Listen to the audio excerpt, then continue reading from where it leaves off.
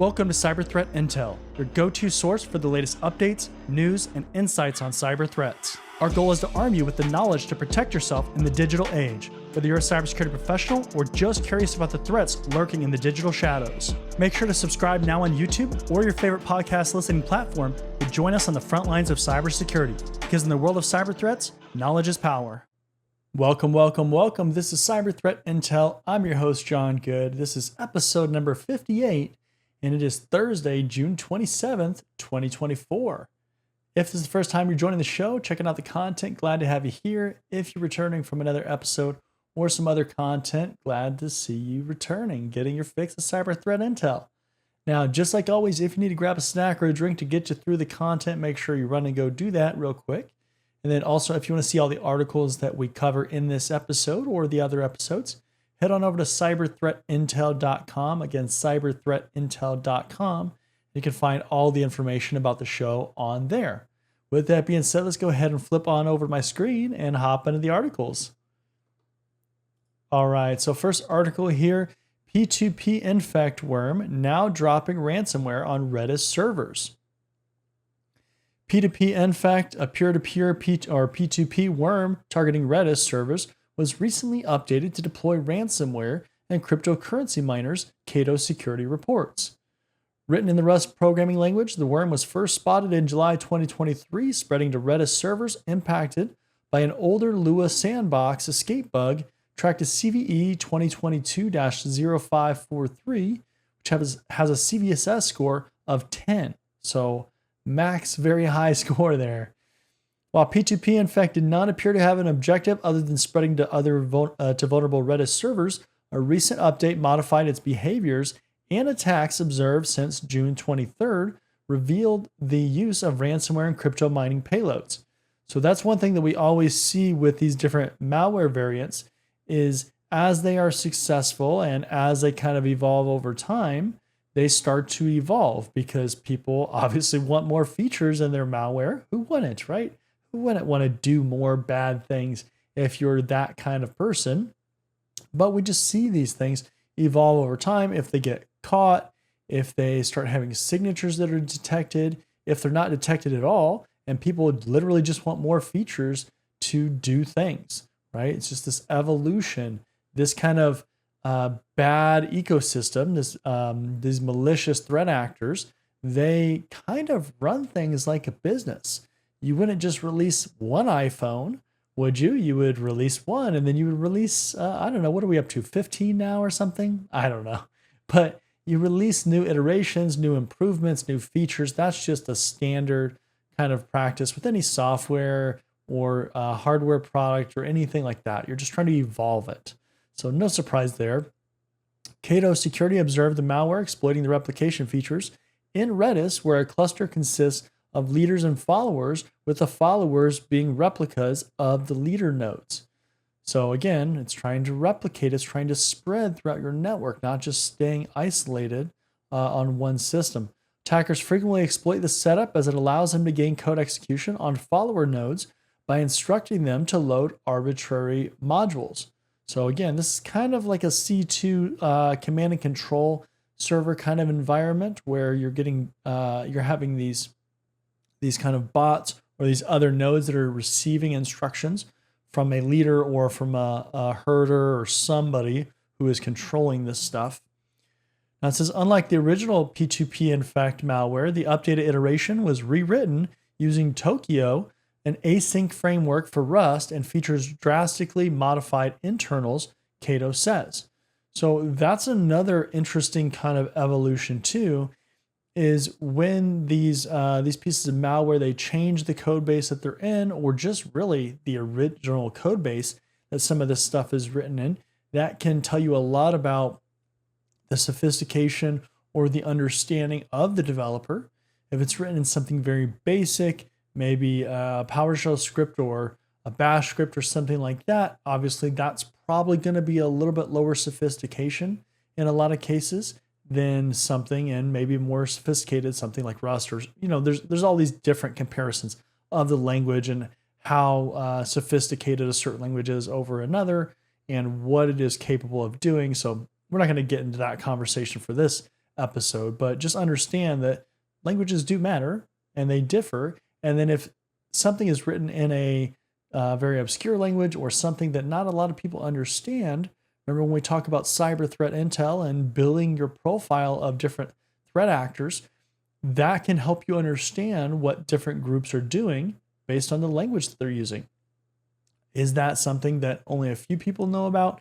Is that very wide scale?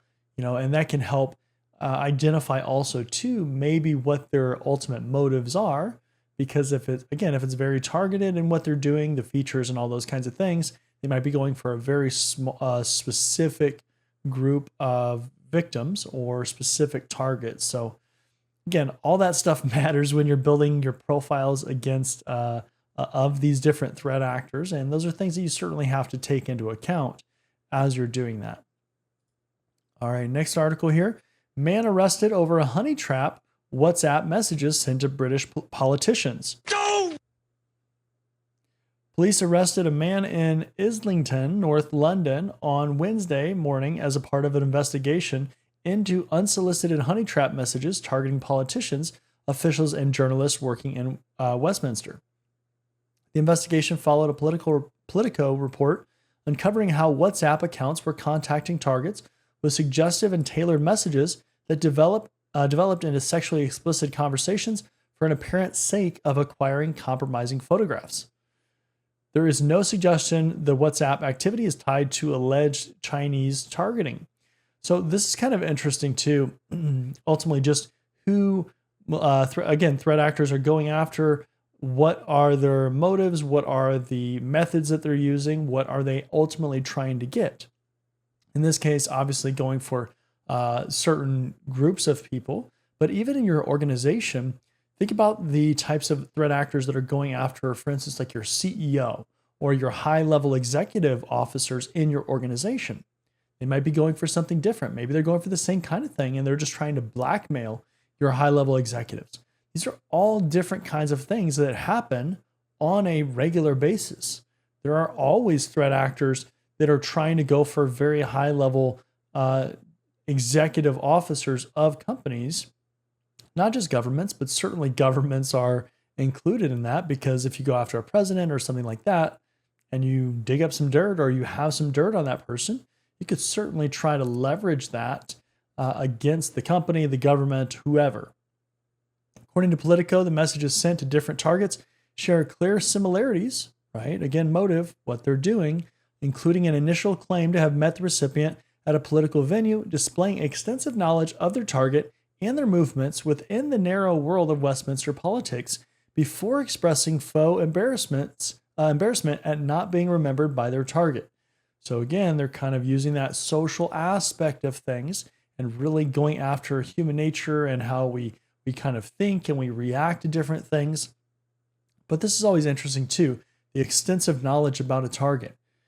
If you're contacted and you're a high-level executive and somebody knows a lot about you, that could certainly be, that could certainly be alarming depending on who it is. And then you have to be careful too, because with so much of our information already out there in the world, just because somebody is contacting you and they know a lot about you, that doesn't necessarily mean that that is a quote unquote legitimate conversation.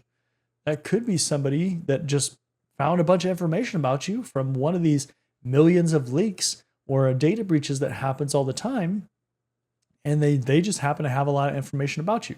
But certainly alarming, even as anybody, but especially if you're a government official, because that brings some different repercussions or consequences potentially if you're able to be blackmailed or compromised in some way.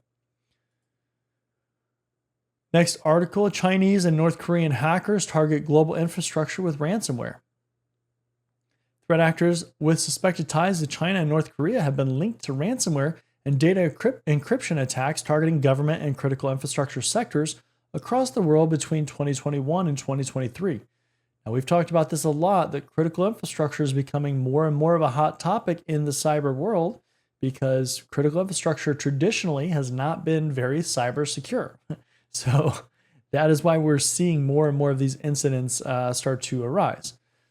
Now, while one cluster of activity has been associated with the Chamel Gang, aka Cameo Faye, the second cluster overlaps with activity previously attributed to Chinese and North Korean state-sponsored groups. Cybersecurity firms Sentinel-1 and Record of Future said in a joint report shared with the Hacker News. Threat actors in the cyber espionage ecosystem are engaging in an increasingly disturbing trend of using ransomware as a final stage in their operations for the purposes of financial gain, disruption, distraction, misattribution, or removal of evidence. Security researchers Alexander Malinkowski and Julian Ferdinand Vogele said. Ransomware attacks in the context not only serve as an outlet for sabotage, but also allow their threat actors to cover up their tracks by destroying artifacts that could otherwise alert defenders of to their presence. So it's certainly interesting, this idea of using ransomware kind of as that final step in your attack chain. Think about that. You get into, if you are a bad person, a malicious threat actor, you get into an organization, and then now all of a sudden you do whatever you're going to do. You steal the data, whatever, exfiltrate data, all those kinds of things. And then that final stage, you're like, all right, now I'm just going to cover up my tracks. I'm going to ransomware the whole system. They will never know what happened.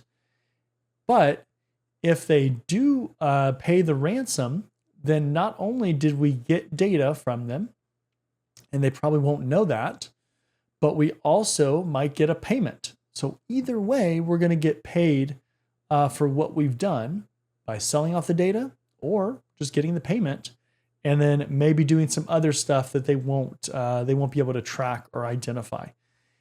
It's, again, it comes down to motives. It comes down to the techniques that people are using, that attackers are using, and what their ultimate objective is. But certainly that is kind of destructive in the sense of, in the malware, ransomware kind of world.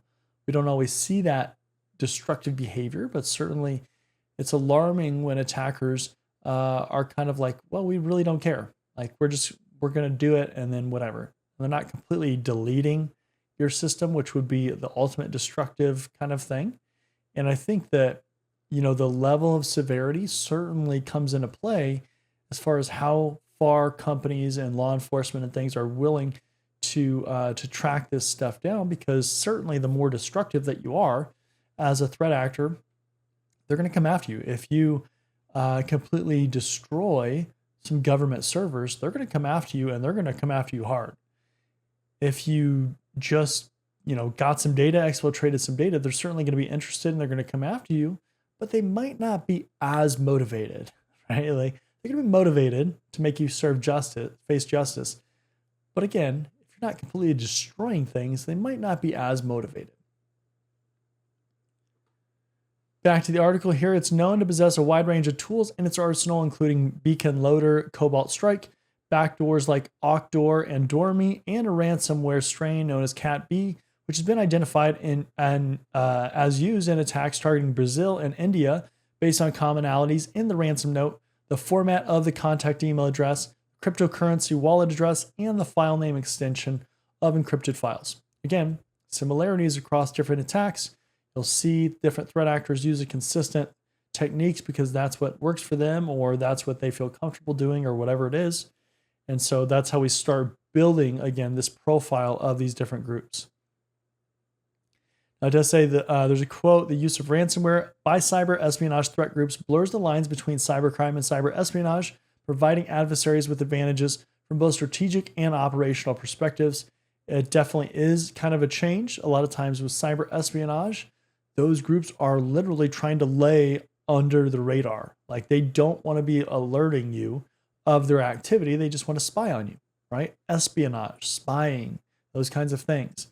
And then these cybercrime groups, ransomware groups, all these other threat actor groups, they're looking for things like money or doing other, they have other motivations other than just cyber espionage. And a lot of times they are not as concerned about necessarily being uncovered, because whatever they do, ransomware the system, they're just trying to get paid. They're not trying to spy on you, so they don't necessarily care as much about you being hacked. And a lot of times, too, those groups, the ransomware groups that don't care as much, they will also claim these attacks. You won't always see cyber espionage attacks being claimed, even though we can a lot of times attribute that activity to certain countries, China or Russia or whoever, North Korea. So it's a difference. But once you start blurring those lines, then it starts to create some interesting situations. Next article, polyfill.io JavaScript supply chain attack impacts over 100,000 sites. No! Over 100,000 sites have been impacted by a supply chain attack by the polyfill.io service after a Chinese company acquired the domain and the script was modified to redirect users to malicious and scam sites. Polyfill code is such as JavaScript that adds modern functionality to older browsers that do not usually support it. For example, it adds JavaScript functions that are not available for older browsers but are present in modern ones. Polyfill.io service is used by hundreds of thousands of sites to allow all visitors to use the same code base, even if their browsers don't support the same modern features as newer ones. So this whole thing, and we'll keep talking about this throughout this article, but think about this whole thing of supply chain and how your supply chain is secured, how you identify the vendors that you're getting things from, if they're secure, if that makes sense, if there's a lot of risk for those vendors, and then also tracking them over the lifetime. I've talked about this a lot on other episodes, but think about this, just like in this scenario, when a company that you're using their code base, they get acquired by a nation state, another company that maybe is more risky, and that increases the risk posture or that risk state that we would classify that vendor as. All these things have to be evaluated and tracked and monitored because you don't want to end up in a situation where all of a sudden you find out that some vendor that you had was acquired by some risky country a while ago, and then all the meanwhile you're integrating certain products or using certain services in your networks, and maybe that was actually spyware or turned into spyware or something. There's all these implications that go along with that. That's why that vendor risk management process is so crucial for you to make sure that you're doing it and that you're continuously monitoring it. You have to continuously evaluate this stuff. It's not just a one and done thing. Back to the article today, cybersecurity company Sansec warned that polyfill.io domain and service was purchased earlier this year by a Chinese company named Funnull, and the script has been modified to introduce malicious code on websites in a supply chain attack. So that's always a concern. How much access do you give your vendors or the services or the software that they're providing to? That's a concern, absolutely. When the polyfill.io was purchased, the project developer warned that he never owned the polyfill.io site and that all websites should remove it immediately. To reduce the risk of a potential supply chain attack, Cloudflare and Fastly set up their own mirrors of the polyfill.io service so that websites could use a trusted service. So again, supply chain security. Know where you're getting things from, know who owns it, know who the owners are, know who has a controlling interest or a vested interest in that software.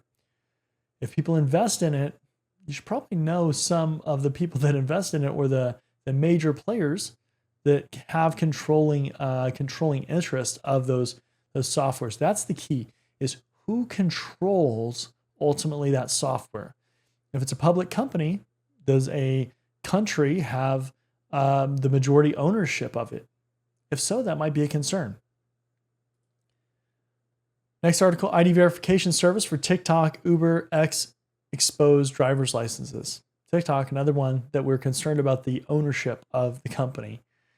Company that verifies identities of TikTok, Uber, and X users, sometimes by processing photographs of their faces and pictures of their driver's licenses, exposed a set of administrative credentials online for more than a year, potentially allowing hackers to access that sensitive data, according to screenshots and data obtained by 404 Media. The Israel-based company called AU10 Ticks offers what is described on its website as full-service identity verification solutions.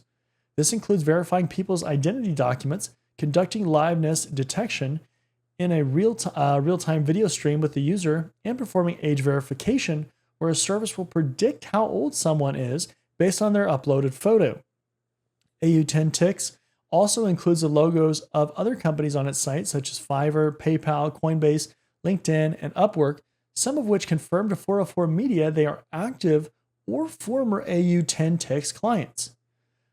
So certainly, when we're talking about this and talking about data storage, again, using third-party vendors, other vendors, how risky is that vendor? What kind of data are you allowing them to store? How long can they store that data for? As the parent company or the company that is getting those vendors, how are you verifying what those companies are actually storing? How long they're storing it for? What do those contractual relationships look like? Who are they authorized to share that data with? These are all serious concerns. These are all part of contractual contract negotiations and ongoing relationships with vendors and with other organizations. But you can't just say, well, I just bought this other service and now all the responsibility is on that other vendor, because that's not how it goes. You can't just completely give up all responsibility because you decided to purchase a vendor, regardless of how trusted they are.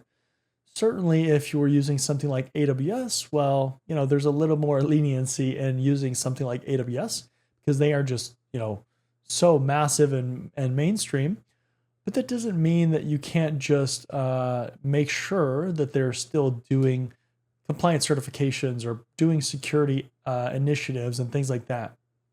All this stuff is an ongoing evaluation. And that's the thing with security in general, that especially in the historically, companies were saying, well, we put in a firewall, we're secure, whatever. It's not like that anymore. You have to do ongoing maintenance, ongoing due diligence as a company internally and for your vendors to doing these evaluations to make sure that you are still secure in what you're providing to customers. Very important aspect of security in today's world. You cannot just do it once and be good and then move on with your life and not do anything past that. You will get breached, guaranteed, if you haven't already been. So with that being said, that's going to wrap it up for today. That's the last article. Again, this is Cyber Threat Intel. I'm your host, John Good.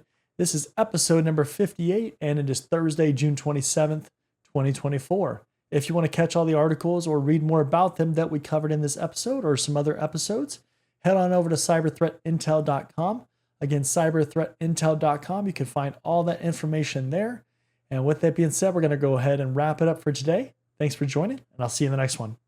Are you tired of overpaying for cybersecurity training? Are you interested in training from industry professionals? Are you looking for cybersecurity career services? If you answered yes to any of those questions, then cybertrainingpro.com is the perfect platform for you. At Cybertraining Pro, we're a one-stop shop for all your cybersecurity needs. We can train you for industry certifications or just improve your overall knowledge and skills in a certain area. Unlike other platforms, we don't stop there. We can also coach you throughout your career, practice your interview skills, or create a high-performing resume with our career services. CybertrainingPro.com isn't just another training platform. Students get exclusive access to our private community where we go beyond training courses to provide additional content, tips and tricks, and engagement with both other students and staff. Look, by the year 2025, there could be as many as 3.5 million job openings in cybersecurity. With so much opportunity, why not maximize your career potential with a platform that cares about your success? Come join us at cybertrainingpro.com and start building your future today.